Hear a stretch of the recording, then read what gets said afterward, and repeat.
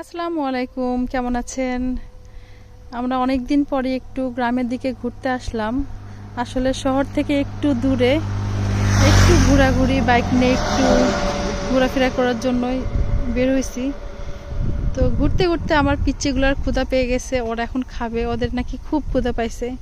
তো ব্যাগে তেমন কিছু ছিল না, বিস্কিট নিয়ে আসছি ওদের জন্য, সেই বিস্কিটটা আমরা এখন খাবো। এমন এক জায়গায় খাওয়ার কথা বলছে যেখানে কিছুই নেই আশপাশে।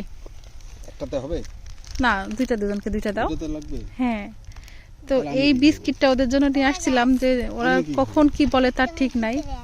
ভিতরে আছে। তো ভাবছি এখানে ওদের একটু খাওয়াই দিই, আমরা একটু পানি খাই, পিপাসাও পেয়েছিল। তাই বসলাম আর কি একটু নাস্তা করতে। রাস্তার পাশে সুন্দর একটা পরিবেশ, দারুণ। একটু ছায়া দেখে বসে পড়লাম। গ্রামের এই সময়, এই হালকা হালকা শীত এই টাইমে, এই যে ধান কেটে রাখছে, এই ধানগুলো উঠানোর জন্য অনেক জমিতে এখনো ধান রয়ে গেছে। আসলে সব মিলে সুন্দর, অনেক সুন্দর।